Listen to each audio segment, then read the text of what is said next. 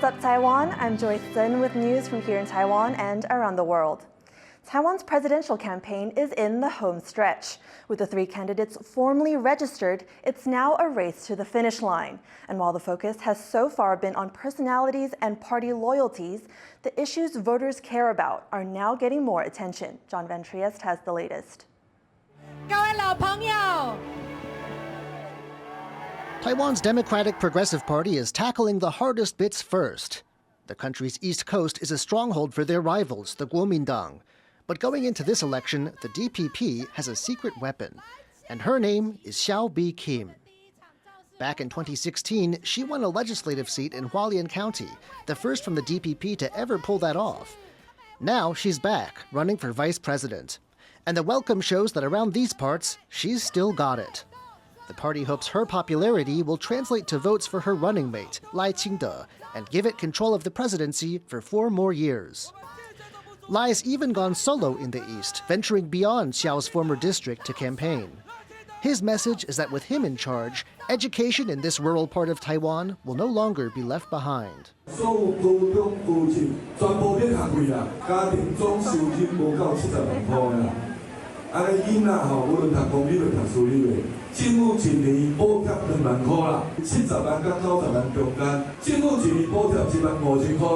Taiwan's opposition, split into 2 camps, is bouncing back after coalition talks collapsed on Friday. Though rivals, both are saving the brunt of their criticism for the DPP, their common enemy. The Kuomintang's Hou You-yi hit the DPP where he thinks it will hurt, their approach to China.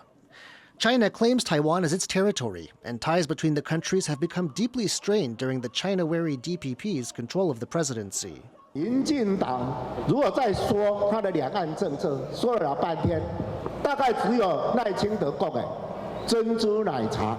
Meanwhile, Taiwan People's Party candidate Ko Wen-je is courting the youth vote.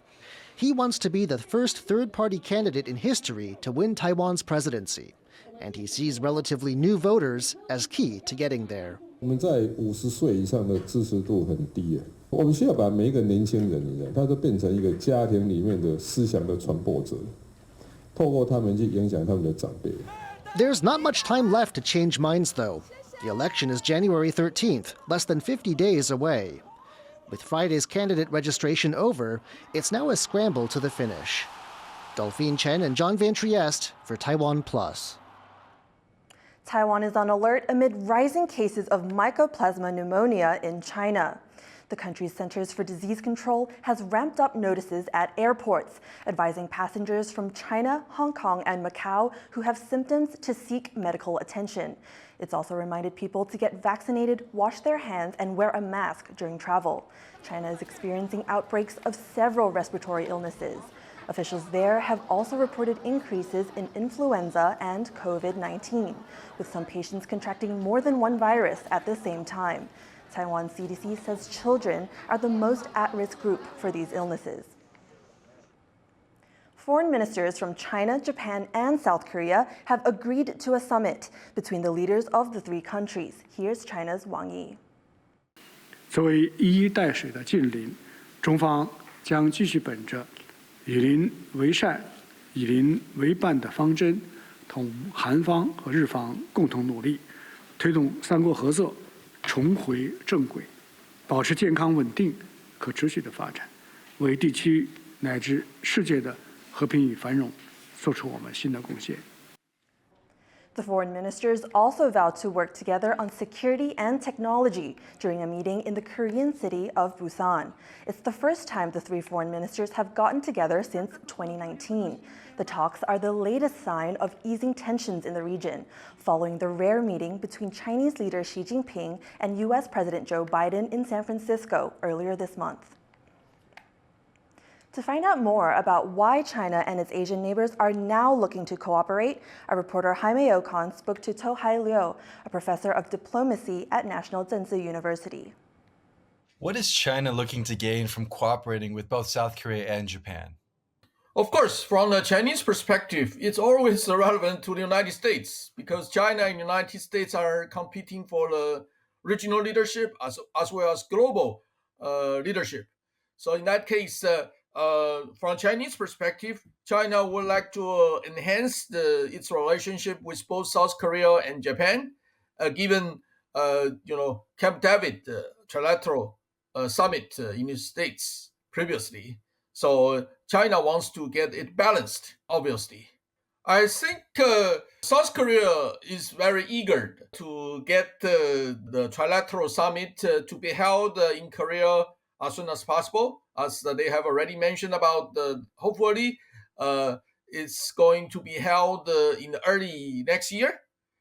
Korea is going to have a local election April next year, so it's very important for the ruling party to show they have better relationship with China. And how open is South Korea and Japan to working with Beijing? So that's something Korea's number one priority is actually Sino-Korea summit, followed by the Korea-China-Japan summit.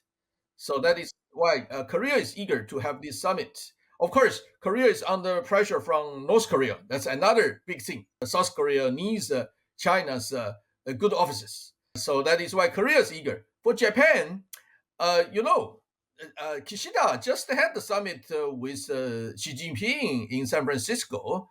So for Japan, both sides just mentioned about state again their stances. Nothing very convergent in terms of interest, even though they talk about mutually beneficial strategic partnership, but in reality, China is not going to lift the ban on Japan's seafood at this moment, unless Japan accepts China's request to allow the Chinese specialists to test on the spot. China's foreign minister at this recent meeting said that China is committed to keeping peace and prosperity in the region. But at the same time, we're seeing kind of provocative actions in the South China Sea with its vessels harassing Philippine ships and other ships in the area. What do you think China is willing to sacrifice on that end in order to cooperate more with its Asian neighbors? From Chinese perspective, of course, Northeast Asia is more important than Southeast Asia. So that is why Wang Yi emphasized that China pays special attention to the rising tension on the Korean Peninsula. So that means China actually does not like what happened now, because both Korea have already greatly enhanced their military capabilities, plus spy satellite launching competition. Not good for China. So that is why that's China's major concern. China wants South Korea to do something to alleviate this tension first, rather than just us come here to summit and that's nothing positive from Chinese perspective. Chinese wants to see something positive first. That was To Hailiu, a professor of diplomacy at National Tseng University, speaking to Jaime Ocon. Over 100 people have been arrested in Australia during a protest at the world's biggest coal port. Thousands are gathered here today, both from Newcastle and all across Australia, young, old, from all walks of life, to send a clear message to our government that coal is fueling the climate crisis. Hundreds of activists took to the waters around Newcastle in New South Wales over the weekend in protest of climate inaction. They say they want the government to cancel new fossil fuel projects. Australian Prime Minister Anthony Albanese promised to cut emissions when taking office last year, but has since greenlit 4 new coal mines. Rescuers have been working through the night to free 41 workers from a collapsed tunnel in northern India. They were trapped after a sudden cave-in on November 12th. Rescue efforts have hit several setbacks, and authorities say they expect it to take 5 days of drilling to reach the workers. A pipeline is providing them with a constant supply of food, water, and oxygen. In tech news, 18 countries, including the US and the UK, have agreed to new guidelines on keeping artificial intelligence, quote, secure by design. A senior US official said this is the first detailed international agreement of its kind and carries recommendations like monitoring AI systems for abuse and protecting data. Though the pact is non-binding, officials say having support across governments is an important first step, as the rise of AI continues to cause concern over job losses, weakened cybersecurity, and other potential harms. Hsinchu Science Park says almost 500 people were laid off in Taiwan's technology industry in October. The park, which is known as Taiwan Silicon Valley, says 48 companies, including U.S. chipmaker Qualcomm, have been axing jobs. In September, 165 workers from dozens of companies were also let go. They say economic uncertainty and lower demand are spurring the layoffs. In sports, Taiwan sent 94 athletes to the Asian Games back in October, but only one, black belt David Wei, was there to compete in Brazilian Jiu-Jitsu. Our reporter Bryn Thomas hit the mats with him to find out what it takes to be the national team. If you're part of Asia's Brazilian Jiu-Jitsu community, you've probably seen this guy. You might have even had the pleasure of fighting him.